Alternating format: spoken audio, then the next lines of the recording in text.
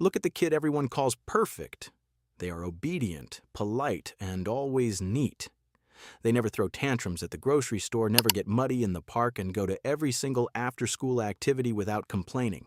Parents brag about them, teachers love them, and neighbors say, "Wow, what an amazing, well-behaved kid." But if we look beneath the surface, we see a quiet disaster. This kid is experiencing a total paralysis of their willpower. They aren't growing into their own person. Their growth is frozen under a heavy layer of parental anxiety. The people who love them most, wanting only the best for them, have built a beautiful, safe, and sterile prison. Confidence, decisiveness, and knowing what you want in life are like physical muscles.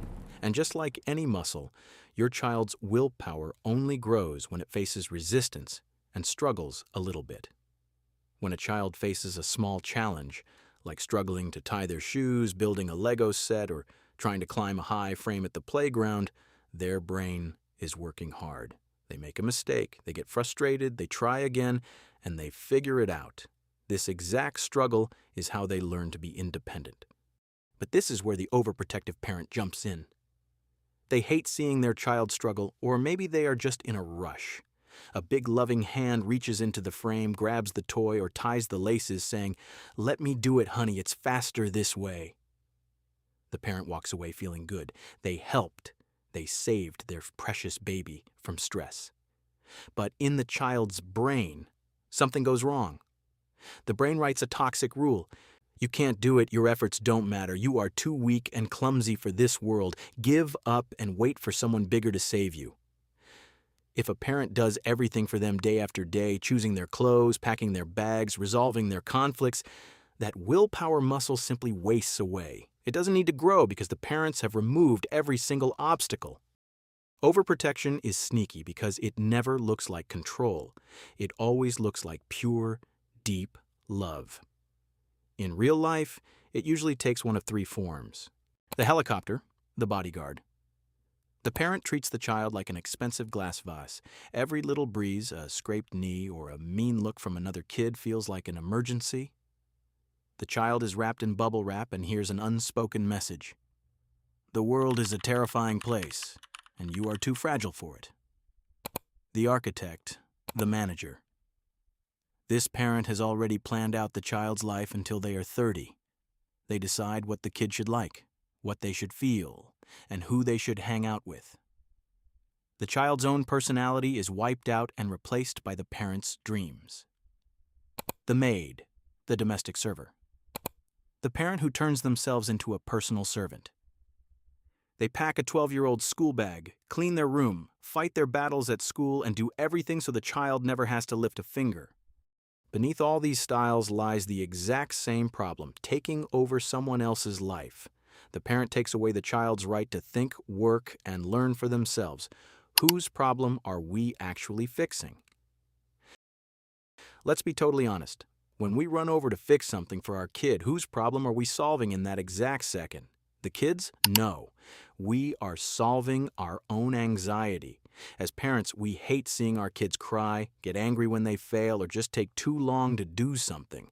To put out the fire of our own panic, we step in and do it for them. We buy our own temporary peace of mind by making our child helpless in the long run. To a child, being constantly protected says one thing loud and clear: "I don't trust you. I don't believe you can handle this on your own." If this video helps you see things more clearly, please take a second to share it. Overprotection is a silent trap we can all fall into without realizing it. By sharing this, you help bring this conversation to light so more of us can build a healthier, stronger future for our kids. When the body rebels. When a child's willpower is crushed and they are constantly told, "Don't touch that, you'll fall," or "Don't go there," that pent-up energy doesn't just disappear. It turns inward. In homes where the control is suffocating, kids often start getting sick abnormally often. The child's body finds the only acceptable way to scream stop and get a little breathing room. Frequent colds, sudden allergies, and breathing issues are often the body's literal cry. "Give me some space to breathe." Even worse, being sick becomes the only time the child is officially allowed to be weak, which gives the parent an excuse to control them even more. Now, let's fast forward 20 years and take the parents out of the picture. This child is now 30 years old, stepping into the adult world. This is where we see the final result. A person who feels like they are living a rough draft of life. Never the real thing. They might have multiple college degrees but work a low-paying, dead-end job because they are terrified to speak up or apply for something better. They don't know how to say no. When a toxic boss dumps extra unpaid work on them, they automatically do what they did as a kid: obey to stay safe. They have terrible romantic relationships because they never learn to set boundaries, making them easy targets for people who want to use them. They struggle with massive procrastination. They constantly take new courses and start new projects, but they never finish anything. Why? Because their brain is missing a basic life lesson. Take a risk. Fail. Feel the pain. Fix it yourself. Survive. In the adult world, there's no mom or dad to step in and tie their shoes. Because they never learned to fail as a kid, any potential mistake now feels like actual death. Their willpower isn't dead. It's just locked in that golden childhood cage, and everyone forgot to let them out. If you realize your relationship has turned into a loop of total control, you can change the script. Saving your child's future requires just one thing: the courage to step back. 4 simple steps you need to start today. Use the hands in pockets rule. When your kid is doing something slowly, clumsily, or making mistakes, put your hands behind your back. Bite your tongue. Sit with your anxiety and let it pass. Instead of saying, "Let me do it," ask, "I see this is hard. Do you want a hand or do you want to try again?" Give them the choice. Let them say, "No." When your kid says, "No, I don't want to wear that jacket," or "I don't want that food," don't take it as a personal attack on your authority. Be glad in that exact second their own willpower is speaking up. Don't crush it. Say, "Okay, you don't have to eat, but we aren't making another meal, so you'll have to wait until dinner." Teach them that their choices have power, but they also have consequences. Let them face reality. Stop wrapping the world in bubble wrap. If they forget their homework, let them get a bad grade. If they refuse a hat, let them feel cold. If they trip on the playground, let them fall. Your job isn't to make sure they never fall. Your job is to teach them how to get back up. Get a life of your own. This is the most important step.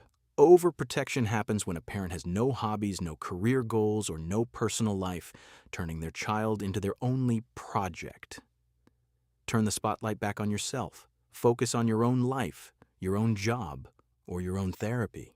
Give your kid the best gift possible: freedom from your constant suffocating attention. Great parenting is the only job in the world where the ultimate goal is to successfully fire yourself.